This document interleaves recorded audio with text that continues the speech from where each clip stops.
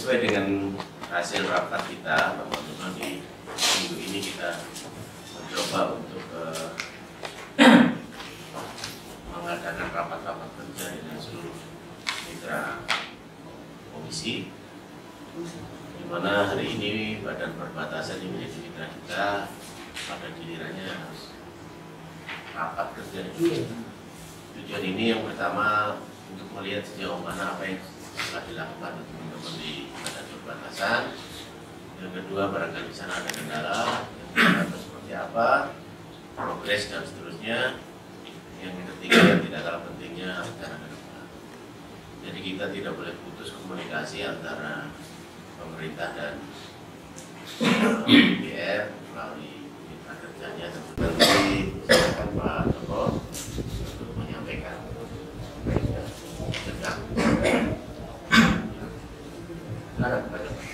Baik, terima kasih waktu yang diberikan kepada saya. Assalamualaikum warahmatullahi wabarakatuh. Salam sejahtera kita semua. Yang terhormat Pak Ketua Komisi, Pak Iwan, Pak Tri, Pak Kocok, Pak Selamat yang saya banggakan. Terima kasih waktu yang diberikan kepada saya. Jadi untuk berbicara tentang perbatasan, menurut saya ini adalah hal yang sangat vital. Jadi mohon izin Pak Ketua, saya akan memaparkan berdasarkan slide kegiatan. Karena sekarang ini kita berbicara memang berdasarkan fakta dan data. Jadi kita berawal dari bulan April. Jadi karena UP kita itu belum turun, tapi waktu itu karena terlanjur, karena memang kita harus mengikuti visi misi Bupati. Jadi waktu itu kita sudah bangun komunikasi dengan imigrasi.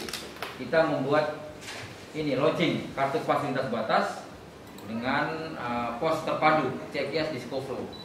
Jadi gedung DCKS ini kami lobby provinsi untuk dapat bantuan dari provinsi untuk ditempatkan di Skoflo untuk pemeriksaan CKS. Jadi kalau dulu launching kartu pas lintas batas ini hanya diperuntukkan oleh masyarakat di sepanjang perbatasan. Dengan keberadaan kami di situ, kami bawa komunikasi dengan imigrasi sehingga diberikan ruang yang luas. Ya, seluruh masyarakat Kabupaten Kero bisa mendapatkan kartu pas lintas batas. Lanjut. Nah, kemudian ini adalah setelah launching kami adakan sosialisasi. Ini belum, ini uang belum ada, ini belum. Ini kita jalan saja dengan apa adanya. Ya, dengan cari jalan lah. Artinya ada kebijakan-kebijakan internal lah kita. Jadi apakah itu ya nanti setelah uang keluar baru nanti kita ganti atau bagaimana, itu nanti intinya bahwa ya, kegiatan harus jalan. Lanjut. Ini adalah MOU dengan imigrasi berkaitan dengan pas itu dihadiri oleh Pak Wakil. Ini kegiatan-kegiatannya.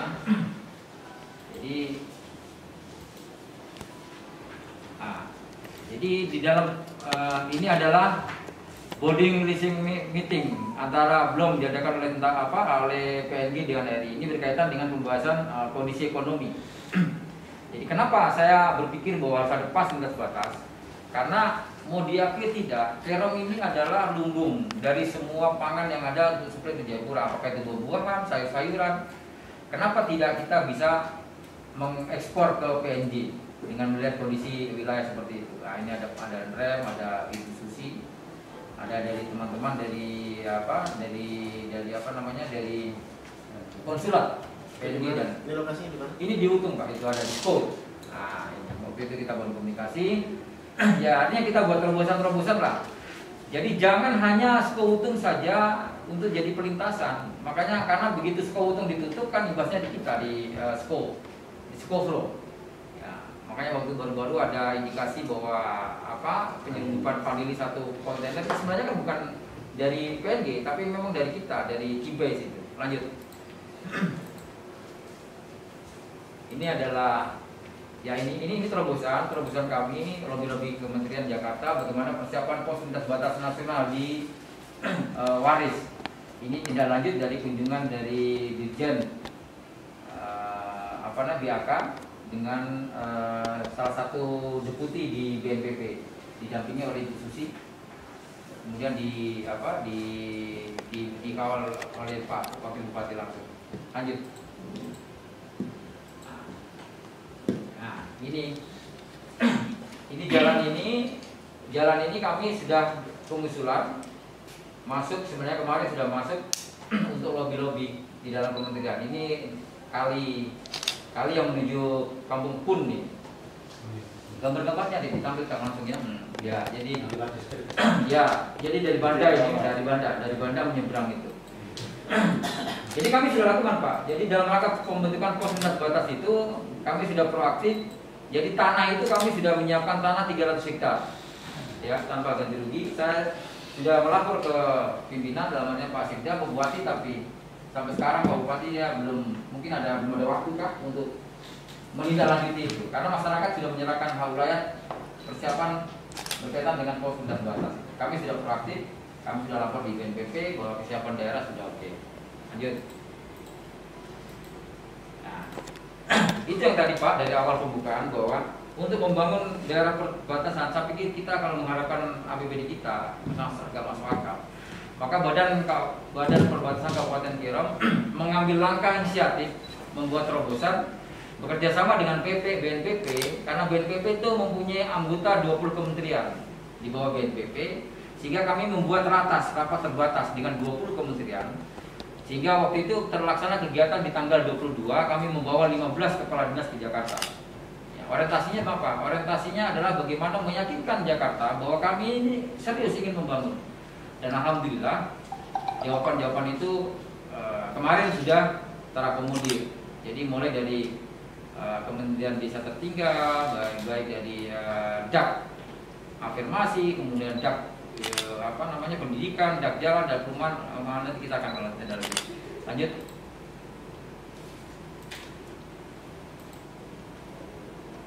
Nah, ini kegiatan ini Pak berdasarkan urutan keuangan. Jadi uang keluar saya pakai kegiatan ini, kegiatan itu ada di depan Bapak. Ini adalah sosialisasi dari pas lintas batas yang tadi Pak, yang pertama.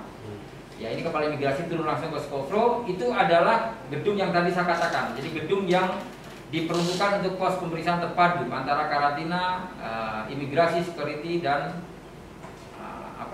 CKS. Itu kita punya. Ya, itu kita punya itu. Itu provinsi yang bangun, kita hasil lobby kami di situ. Seharusnya gedung itu diperuntukkan untuk di Bomendikbud, tapi saya berikan penjabaran ke mereka bahwa pentingnya Skoflo ini harus dibangun CKS karena di situ pelintasan segala kejahatan ada di situ, senjata, narkotika, perdagangan macam-macam lah di situ. Nah, itu. Lanjut. Ini Pak, ini adalah di situ ada rehab kantor karena kantor kami waktu itu separuh terbakar. Ya, ini waktu itu. Ya, ini sudah jadinya. Ini harus saya laporkan di Bapak-bapak yang dewan yang terhormat. Lanjut. Nah, ini Pak, ini kegiatan kami yang dulu waktu kami kampanye. Ini adalah bagian dari profil saya waktu di Klapin 2. Dan kegiatan ini mengangkat badan perbatasan jadi badan perbatasan terbaik di Indonesia. Ini dapat apresiasi dari Menteri Dalam Negeri. Ini ada dukungan-dukungan Pak. Kami punya forum komunikasi kepala badan perbatasan se-Indonesia. Ini dukungan-dukungan kami. Jadi dengan kegiatan SIPER ini, ya nama Kerom jadi terangkat karena berkaitan dengan ini Pak, terbentuknya sistem informasi kawasan perbatasan dapat membantu sediaan data informasi itu. Ini anggotanya terbentuknya sistem informasi kawasan perbatasan. Ya, ini kami punya terobosan. Terobosan kami ini sehingga ya, jadi Bapak bisa cek, klik di Stikarso Timur, Kampung Kibai, cari si Rovinus. Ya, bukan ini. Ya, itu sudah Pak. Itu websitenya mungkin. Ya. Jadi Bapak bisa tahu nanti rumahnya Rovinus itu rumahnya seperti apa, apakah sudah dibantu masyarakat atau kan masih gaba-gaba, tanahnya itu apakah tanah masih tanah adat atau tanah sertifikat, jarak dari rumah sakit ke Rovinus itu berapa kilo, kalau ditemukan jembatannya itu estimasinya biayanya berapa, koordinat berapa itu ada, karena di SCPD kita itu sekarang pengusulannya itu berdasarkan itu. Sehingga kami membuat terobosan ini dan ini dapat apresiasi dari Jakarta. Bapak nanti juga ada jiplak ini Pak dari ini. Lanjut. Nah ini Pak, ini bagaimanapun juga semua apapun kebijakan kita, saya pikir tidak akan mengena di masyarakat tanpa masukan-masukan dari beliau-beliau ini. Jadi ini adalah kunjungan DPR anggota DPR dari dapil perbatasan, bagaimana kita membangun komunikasi berkaitan dengan penyusunan RJPMD kemarin itu. Saya ingin tahu kira-kira pikiran-pikiran apa dari teman-teman di dapil perbatasan seperti apa. Ini ada masukan-masukan. Nah, seperti itu. Ini adalah koordinasi, integrasi dan sinkronisasi ke 5 distrik. Ya kemarin kami baru laksanakan mulai dari distrik Arso Timur, kemudian distrik Waris, ya, kemudian ada distrik Yafi kami. Nah ini kemudian yang ke Web, kemudian ke Towe. Kami mau dialog dengan masyarakat Towe, tapi kenyataannya waktu itu masyarakat Towe satu kampung tidak ada, satu pun tidak ada. Ini jalan-jalannya Pak, kami bisa lewat jalan darat ini. Jadi 8 jam dari sini. Jalan udah bagus, hanya jadi persoalan hanya sungai ini, Sungai Gosai dengan sungai apa itu yang kalau banjir memang nggak bisa lewat. Ini arusnya keras sekali. Jadi kami ingin membangun komunikasi. Di dalam kunjungan kami mengumpulkan pakaian layak pakai dari teman-teman semua, kita sumbangkan di masyarakat. Sebelum nyelam minum air lah, intinya begitu. Kasihan mereka. Ini sesudah kita dari Lokri, lokasi prioritas. Jadi Arso Timur. Ini untuk membangun visi misi bupati. Ini jujur aja Pak. Kami juga mengeluh di Bapak dorang ini. Kami ini dari Badan Perbatasan ya, memantau mengelola 5 distrik yang medannya cukup berat, tapi kami tidak punya kendaraan. Ya. Ada hal tertentu yang kami memang harus segera terjun di lapangan berkaitan apakah itu menyangkut situasi keamanan, ya, ketertiban, atau apapun lah yang berkaitan dengan kebijakan-kebijakan pemerintah pusat maupun daerah. Ini terjadi Pak. Kami punya mobil 2, tapi tidak dikembalikan oleh pejabat yang lama. Kami sudah menyurat ke bupati, tidak ada tindak lanjut. Kami sudah menyurat yang bersangkutan juga tidak ada tanggapan. Ya mohon artinya bapak-bapak yang terhormat sebagai penyambung lidah masyarakat dan kami untuk bisa menindaklanjuti hal ini. Coba yang lama itu siapa? Pak Sekwan ini. Oh ini. Ya. Mobil dinas itu ya, saya perlu Bapak tahu juga, mobil dinas itu bukan dari dana APBD, itu bantuan pusat ya. Itu bantuan pusat dan diperuntukkan oleh Badan Perbatasan dari Badan Nasional Pengelola Perbatasan. Gitu. Ini yang terjadi. Ini waktu itu sebelum Pak Bupati meresmikan BTS, kami sudah dialog dengan masyarakat. Nah, bahwa tidak boleh ada minta ganti rugi dan kawan-kawan. Gitu. Tadi udah mundur tadi. Nah, dialognya tadi bukan yang di Pinang-Pinang tadi. Saya ketemu kepala di Arso Timur. Nah, ini kami. Ada rekamannya. Jadi Pak, semua kegiatan itu di Badan Perbatasan punya channel, namanya channel YouTube. Jadi memang kami publikasikan itu. Semua apapun kegiatan kami publikasikan di channel YouTube kami, namanya BPD Cup Kerong. Iya, BPD Cup Kerong. Ya, alhamdulillah dapat apresiasi dari teman-teman yang lain. Sehingga pada kami kemarin itu dapat apresiasi terbaik, sehingga kami banyak dapat kunjungan. Artinya dari teman-teman dari Badan Perbatasan lain, selain yang ada di Papua, lain dari mana, dari ini juga mereka meminta informasi berkaitan dengan itu. Karena sebelum kegiatan ini semua berjalan, kami sudah punya redup Pak namanya, dari kegiatan tahun kemarin itu. Jadi itulah alur dari semua kegiatan yang akan kita lakukan melalui itu. Ini adalah hearing. Jadi di dalam kesempatan-kesempatan kami turun ke lapangan. Ya Pak, ini. Jadi kita belajar dialog dengan siapa saja. Apakah itu teman-teman kita yang perlu NKRI ataupun yang berlawanan arah. Kita semua berdialog. Nah, ini adalah sungai Sangke yang jadi sumber persoalan selama ini. Mereka minta normalisasi selama 3 kilo Pak ini, sungai ini. Jadi kalau selama sungai ini tidak dinormalisasi 3 kilo, Sangke itu akan tenggelam terus kalau banjir. 3 kilo Pak. Ini Pak, ini adalah, jadi tahun ini kami dapat jembatan gantung di Kibai. Seharusnya itu kemarin itu, ya ini kan sistem. Karena kami ini kan tidak punya user untuk aplikasi Inggris. Nah semua bermuara di Bapeda. Nah, ya yang kami harapkan adalah Bapeda proaktif untuk menginput data-data dari usulan dari dinas. Nah kadang apa yang kita pikirkan sampai di Bapeda pikirkan yang lain. Kita mintanya jambu, di Bapeda dikasihnya roti, ya tidak nyambung. Seperti itu. Ini ada semua. Nah, hasil dari tahun tanggal 22 itu yang kemarin kita sama-sama ratas dengan 20 kementerian, kami dapat positif lah Pak dari kementerian. Jadi baru masuk ya ini kami dapat 20 miliar Pak untuk pembangunan jalan ini. Ini baru 1 minggu yang lalu kami baru pulang ini. Ini fix final ini 20 miliar ini. Tanpa kita harus sharing, tanpa kita harus mengeluarkan uang sebesar pun dalam kapasitas untuk melakukan itu. Ini adalah 20 miliar baru dari Kemenkes. Karena minggu depan saat ke Jakarta lagi berbicara tentang bagaimana perumahan daknya itu. Nah, sekarang kami tinggal membutuhkan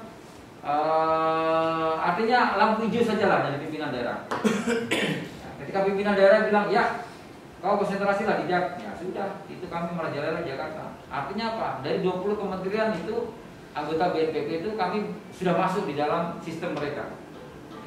Selama ini kan kenapa kita susah sekali untuk dapat dana-dana dari Jakarta, karena kami ini tidak bisa masuk di dalam roda mereka, sistem mereka itu. Nah, mau diakui tidak, kita harus masuk sistem. Demikian Pak pemaparan kami. Mohon maaf kalau seandainya ada apa ya kurang ataupun penyampaian tutur kami yang tidak pantas.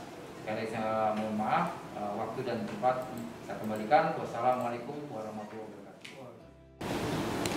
Setelah mendengarkan presentasi ini, memberikan apresiasi sama Pak Kepala Badan ya, sudah menjalin komunikasi baik dengan provinsi maupun dengan pusat, dari pusat awal gitu, teman-temannya bergerak di lapangan. Bahwa apa yang sudah dilakukan Pak Kapal ini sudah, kalau tadinya saya berpikir belum sejauh itu, tapi ternyata sudah luar biasa. Memang kita akui bahwa kondisi APBD kita masih belum maksimal. Ini di semua lini, di semua badan dinas. Mungkin dalam beberapa hari mudah-mudahan Pak Bupati bisa segera menyusun menata program-program yang disertai dengan budgetnya. Sampai hari ini saya bicara APBD dulu. Sampai hari ini memang APBD kondisinya masih belum maksimal. Tadi sampaikan baru ke satu ini. Kita juga di sekitar semua dinas itu. Tapi tidak lebih dari tidak mengurangi semangat kita. Ternyata Pak Joko ada dapat dana dak yang terbaik ya. Di minggu lalu ya. Walaupun sebenarnya di dinas lain belum ya. Bahkan tidak tahu ini yang lucu. Mestinya dana dak ini sebagai dana pendukung ya. Walaupun sudah ditentukan dari sana apa namanya kegiatan apa, tapi tidak diikuti. Pemerintah sudah memberikan waktu kan sampai dengan pemerintah pusat ya. Dengan tanggal 31 kemarin. Tapi ternyata tidak ada yang ikut kecuali Pak Jokowi. Terima kasih Pak Jokowi. Iya, tahun ini. Jadi mudah-mudahan nanti dalam waktu dekat, tentunya kenapa kita harus ada rapat seperti ini. Ini kan ada semacam informasi yang kemis ya. Pekerjaan di daerah apa, lalu pekerjaan yang dilakukan pemerintah apa. Sementara dalam beberapa yang didapatkan ada APBD perubahan, ada APBD induk, dan sampai nanti tidak sinkron. Makanya kita coba meminta informasi dari kita, dari pemerintah apa yang sedang dikerjakan nanti. Ini masukan yang sangat bagus. Mudah-mudahan berdasarkan laporannya Pak Joko tadi, presentasi Pak Joko ini segera bisa membuat mendorong apa yang kita terutama soal pembangunan daerah perbatasan ini kan. Papua ini kan yang dilihat memang perbatasan. Kalau soal perbatasan ini harus kita jual. Laku. Jadi kemarin saya bertemu dengan teman-teman ini dari Kementerian Perhubungan. Pada saat menurunkan kapal dari Mantap ya, itu juga sempat kita singgung soal pelayanan transportasi di daerah perbatasan. Ini juga nanti menjadi konsen kita semua Pak Joko. Mungkin transportasi apa yang cocok di wilayah perbatasan kita. Kalau memang nanti katakan kurang armada, ini tidak tahu nanti Pak Gubernur armada yang ada ini yang bantuan pusat ini bagus, itu kemungkinan nanti akan dibagi-bagi atau mungkin sesuai permintaan. Nah, siapa tahu nanti teman-teman dari Kerom juga butuh, dicoba aja, diajukan segera mungkin untuk pelayanan transportasi di daerah perbatasan. Saya rasa nama perbatasan ini memang kita harus dorong hari ini, dan memang betul kondisinya kan kita butuh itu juga. Ini informasi saja ya. Setelah Pak Joko pemaparan ini, saya jadi yang pertama pasti apresiasi, tapi yang kedua ternyata begini, APBD kita belum seberapa. Iya, belum seberapa. Bahkan budgetnya kemarin hanya berapa saja ya, hanya untuk bayar gaji dengan rekap saja ya, mungkin ya. Pak, mohon maaf saya berikan informasi. Untuk transportasi darat itu, untuk di Kemendes, moda transportasi darat kita sudah tidak dapat kuota, karena itu sudah habis. Jadi 20 bantuan untuk Kementerian Kemendes untuk Dinas Perhubungan Kabupaten Kerom itu sudah close, tidak selesai. Jadi sudah tidak bisa, kemarin saya lobby tidak bisa, karena sudah memenuhi kuota. Kuotanya sudah habis untuk Kabupaten Kerom.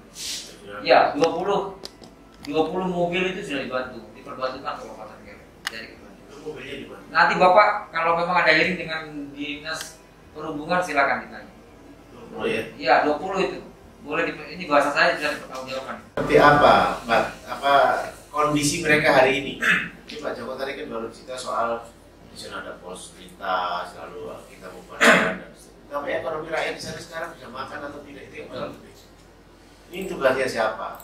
Apakah tugasnya Pak Badan Perbatasan saja? Atau ada dinas lain ini yang kita akan coba dorong? Itu aja pertanyaannya Pak. Iya. Kira-kira gimana informasi ini? Jadi begini beliau, itu yang tadi pertama saya bicara, bahwa bicara perbatasan ini bukan hanya kita saja yang menangani. Iya. Karena di semua harus ada sinergitas antara semua instansi. Kalau bicara masyarakat perbatasan ini kan identik dengan tertinggal, ya, infrastruktur pasti nggak memadai. Padahal mereka punya potensi yang luar biasa. Jadi solusinya adalah Pak, bagaimana kita membangun sinergitas antara semua stakeholder, intinya itu. Ya Allah ya, dari rapat ini kan kita bisa rekam, Ya. kita bisa dapat informasi. Mungkin kita langsung juga. Kita nanti coba ambil langkah-langkah. Kalau dari saya, ini ada 3 hal yang memang harus kita segera dorong. Ya. Yang pertama soal pergumulan, bagaimana uang 20 juta miliar ini bisa digunakan, tentunya ada minta apa? Ya. Penjelasan arahan Pak Bupati tentunya sebagai penyelenggara. Kalau kemudian soal mobil tadi ya, yang ketiga soal sinergitas antar dinas, antar itu dari saya 3 yang ingin saya dorong secepatnya. Oke. Terima kasih. Demikian Pak Joko, Pak Kasubag Umum, ada dengan kita.